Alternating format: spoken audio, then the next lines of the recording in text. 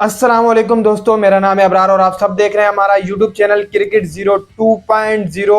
Islamabad United भाई साहब काफ़ी ज़्यादा जो है वो इनके पास चॉइसेस मौजूद है। आज इनके हवाले से बात करने जा रहे हैं कि ड्राफ्टिंग में किस किस प्लेयरों को जो है वो टारगेट करेगी और किस को जो है वो करके खड़ी हुई है।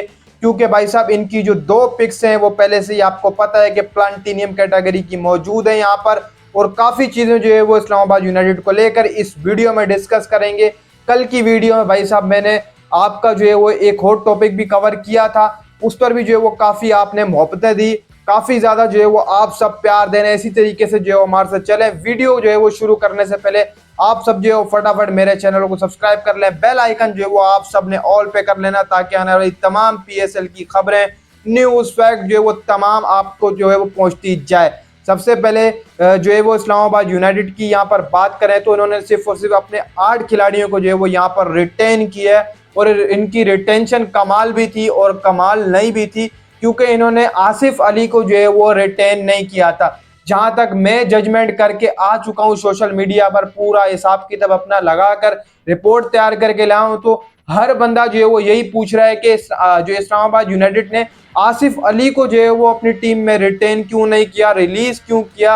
असल बात दरअसल यूं है कि आसिफ अली काफी टाइम से इस्लामाबाद यूनाइटेड का हिस्सा है, और मिडिल ऑर्डर के अंदर आसिफ अली जैसा मैं समझता हूं कि कोई खिलाड़ी नहीं है, उसको इसी वजह से इन्होंने रिलीज किया है क्योंकि इनके पास इमाद वसीम आ चुका था, और इमाद वसीम के चलते हुए इन्होंने भाई साहब इसको जो है वो ठुड्डा लगा दिया आसिफ अली को और उसको रिलीज कर दिया।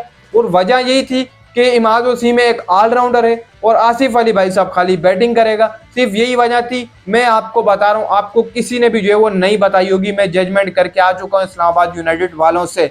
इसके अलावा आप आगे बढ़ते हैं प्लाटिनियम कैटेगरी में, इन्होंने सबसे पहले चॉइसेस इनकी देख लें जो रिटेंशन हो, उसके बाद मैं आपको बताऊंगा टारगेट के हवाले से।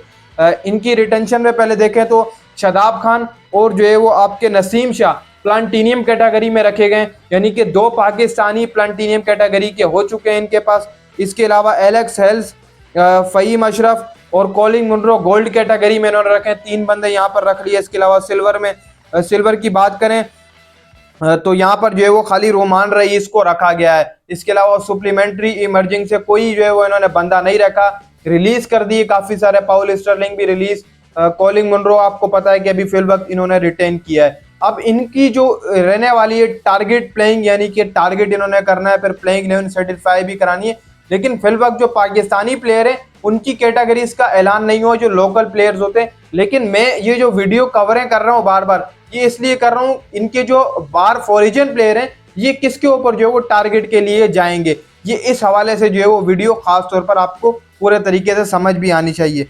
अब इनके पास भाई साहब जो है वो प्लाटिनियम की जो है वो दूसरे राउंड की तीसरी पिक जो है वो खाली एक मौजूद है। इन्होंने प्लाटिनियम कैटेगरी के अंदर खाली एक ही जो है वो आदमी को सिलेक्ट करना, यानी कि वो भी फॉरिजन प्लेयर होगा।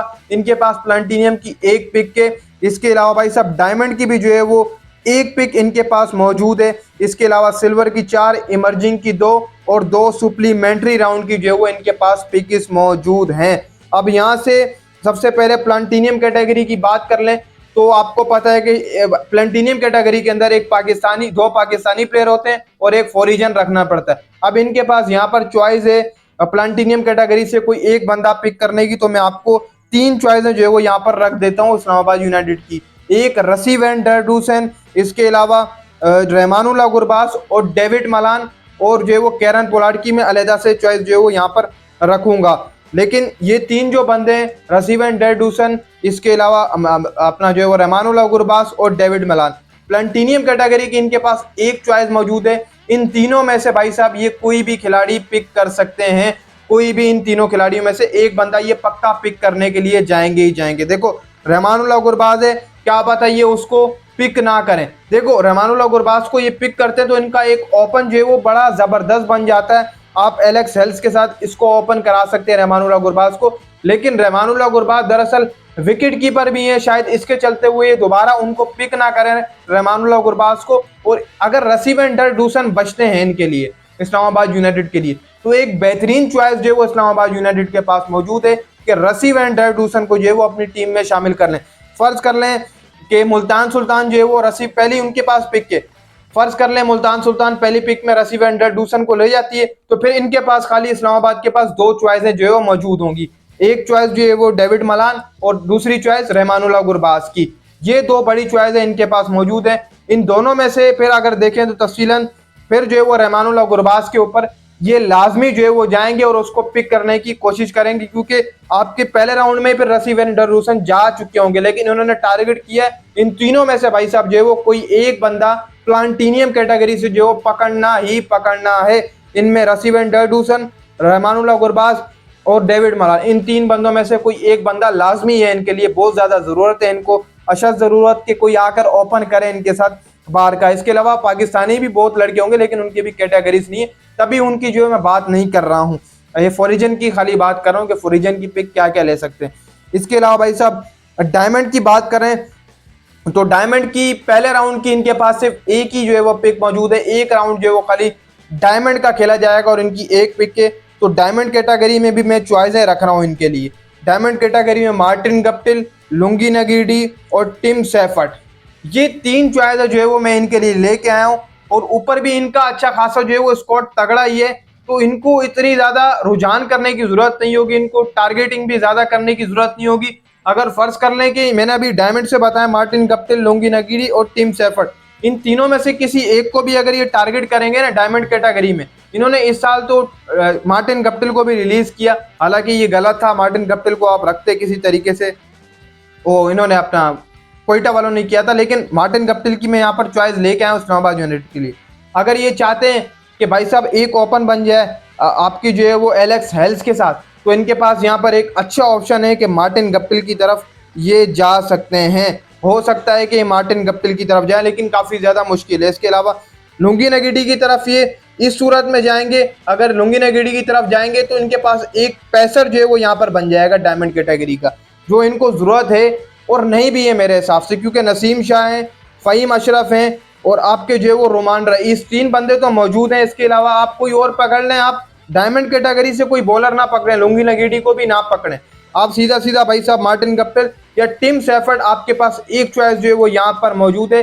इसके अलावा ब्रेंडन किन भी हैं वेस्ट इंडीज के, वो चॉइस भी जो है वो इनके पास मौजूद है डायमंड कैटेगरी की, लेकिन इनको यहाँ से डायमंड से कोई बॉलर पिक नहीं करना, इसलिए लुंगी नगीडी पर मैं क्रॉस कर रहा हूँ। इनको बैटिंग लाइन की फिल वक्त जो है वो मौजूद है, यहाँ पर अशद जरूरत है।